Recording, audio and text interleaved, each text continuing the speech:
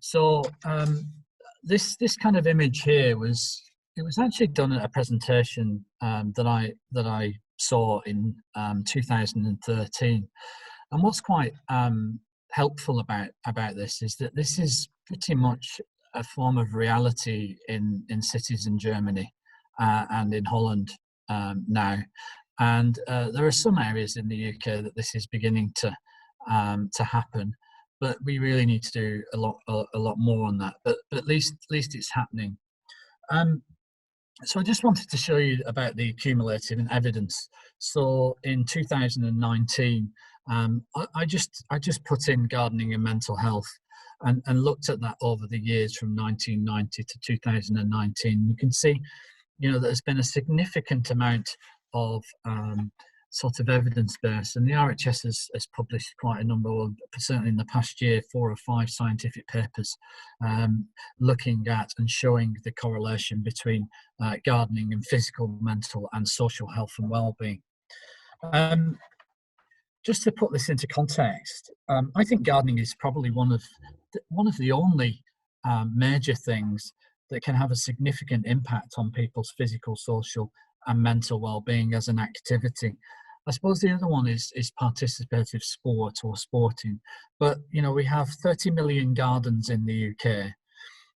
Roughly, I think it's 49.5% of the population actively garden. So you could be naughty and say 1 in 2 people garden actively in this country. 700,000 hectares of garden in the UK.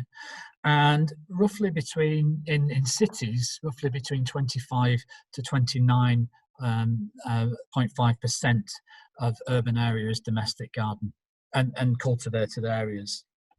So, it's a significant thing. And if we can, activate and get people to purely enjoy the joy of gardening, all these other bits fall into place around the social, mental well-being. The other thing is that I was involved in just recently an Oxford economic industry evaluation of the worth of the horticultural and landscape industry.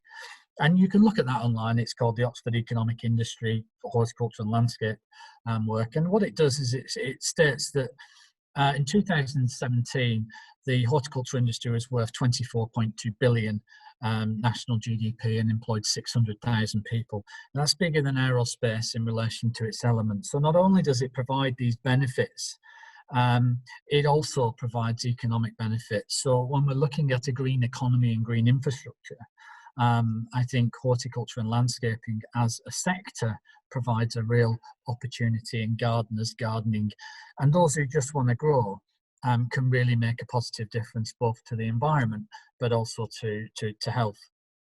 So one of the challenges, I guess, that I faced, I mean, in many ways I think I've been very lucky, because at the age of 4 I was obsessed with nature, and I really understood that how nature was important to us. But it certainly came clear to me when I went into high school that I was a bit special and that other people didn't necessarily recognise. Not everyone was into gardening or felt it was fantastic, or that nature was really mattered. And Wansley and Sousa, US sort of educational people, termed this plant blindness. So they termed it in the back that many people can have an inability to see or notice plants in one environment. And if you can't notice those plants, or very much so in some of the cities, if you remove those plants, how can you actually recognise that they're of benefit to you? So just to put that into some context, so there's another term that Love in 2016 wrote in a book called Children in the Woods, and basically what some of the information came out with there was that more kids were being moved away from that. And 3/4 of UK children spend less time outdoors than prison inmates, which is shocking. And children 11 to 15 years spend 7.5 hours per day in front of a screen. I think I've done that today, so I'm guilty as well, and more of us probably have for the Zoom. But that picture at the bottom there is quite common now in relation to newborns becoming natives on this stuff.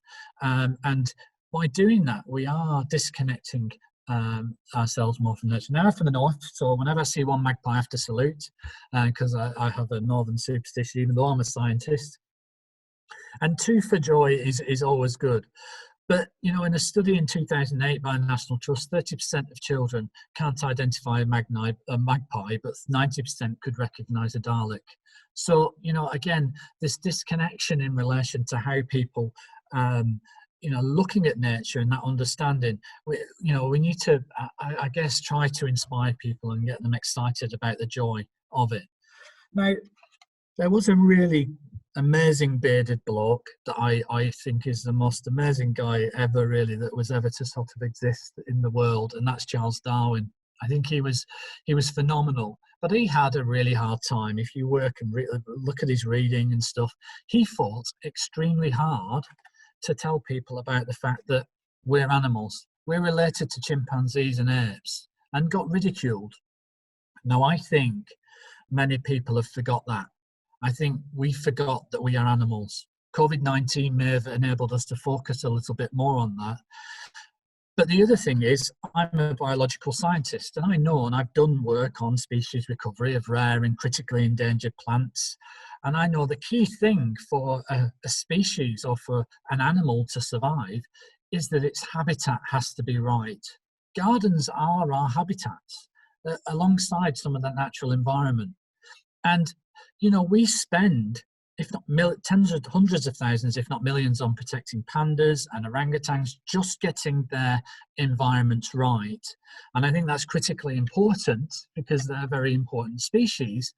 But equally, it's a bit ironic that we spend hundreds of thousands and millions of pounds destroying our habitats in cities, removing green space, which is actually destroying our habitat, which has this knock-on impact in relation to health. So should we not give more consideration to our habitats? Because preventative natural health care is certainly something that we should be looking at. And, excuse me, Lord Crisp has wrote a really good book called Health is at Home, Hospitals Are for Repairs. And what he talks about in his book is how it's important that we use and maximise the natural environment, but also supporting each other in communities to reduce that impact around health issues. Now, one of the key areas that is related to our health and well-being is linked to the autonomic nervous system, which is basically within our bodies and links all the way up and down us and links to our areas. And again, you know, this is very crudely put, but if you're in different habitats, so on the top right, you've got the city, on the left-hand side, you have greenery. Our body physiologically does different things. So in relation to, if you look at the left-hand side, in relation to areas of woodland, what it does is it triggers our parasympathetic nervous system. And it decreases our heart rate, decreases respiration rate, helps with dilated blood, increased digestion and relaxes muscles. But if you're in a city, you're in a fight or flight mode, then it reduces adrenaline, it increases our heart rate, it increases respiration rate. Many things that actually are not very beneficial for us as animals, and actually it's telling us things that our body is reacting to, and because we physiologically respond to this, it links to increased blood pressure, increased blood sugar, and suppresses the immune system.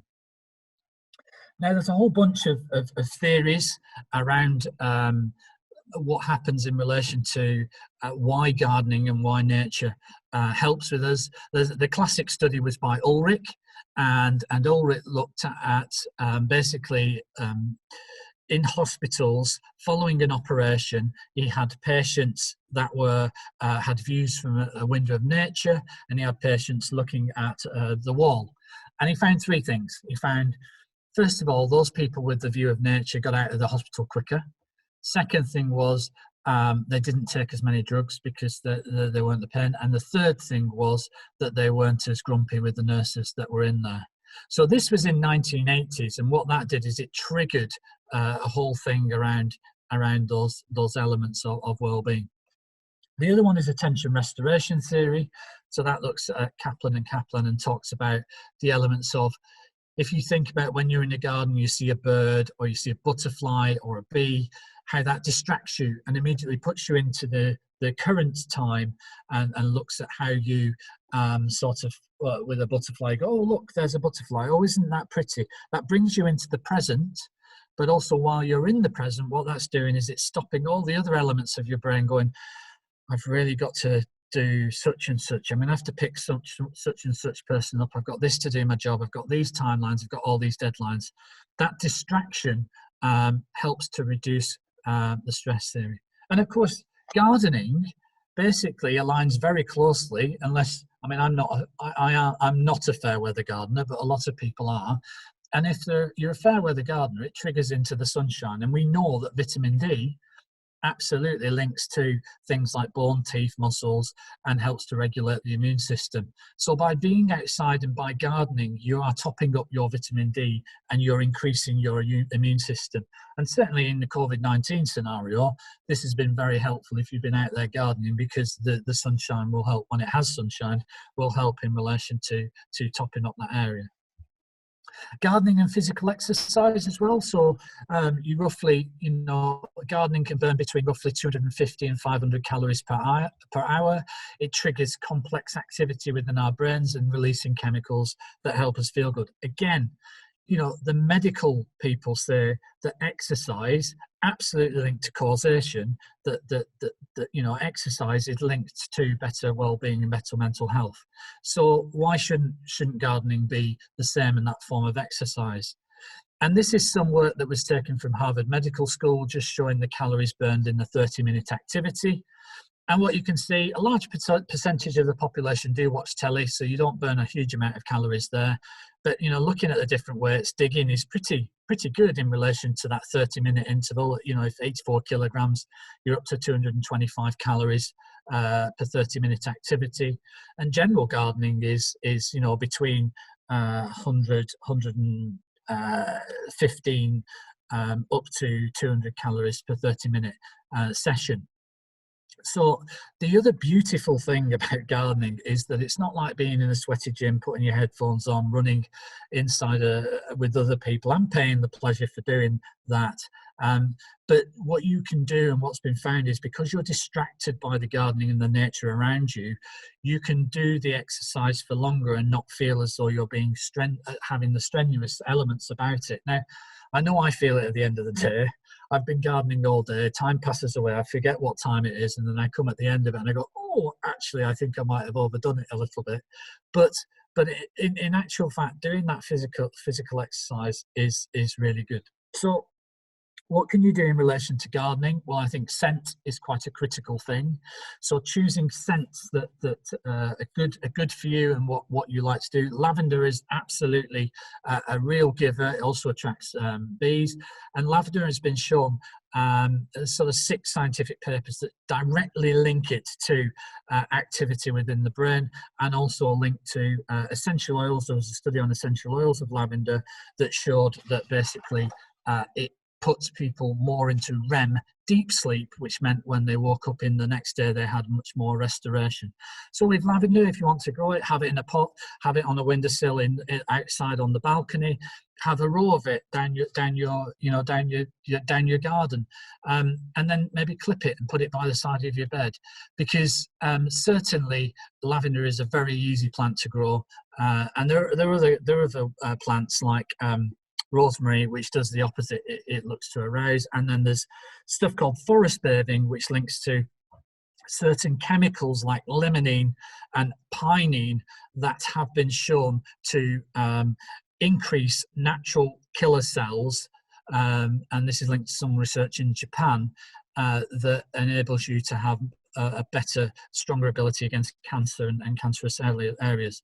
But choose the scents you like. I love chocolate, so I've gone with Cosmos Atrosanguineus Chocamocha, which is a lovely scent of chocolate. Indoors, I've gone with Oncidium Shari Baby, which is a chocolate scent.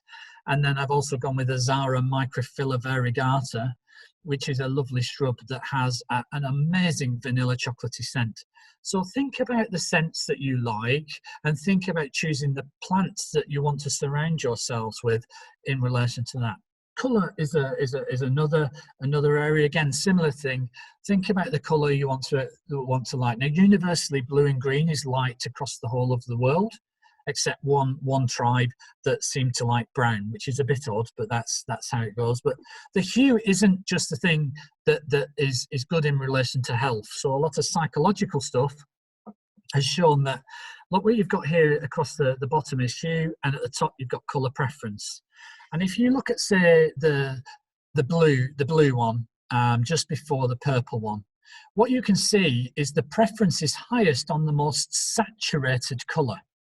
And then as you go down, and similar to lightness, as you get lightness, that also links to that.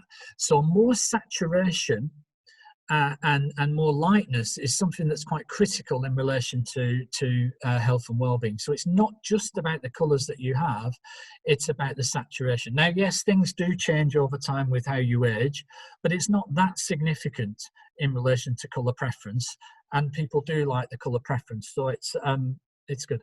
Fractals and fascination. So putting ferns, this is a repetition of fern after fern after fern, or tree after tree after tree. And then also symmetry. So if you look at, say, the face, people define beauty as being perfectly symmetrical. So looking at symmetry and plants and flowers and how you incorporate those. Wildlife I mentioned before.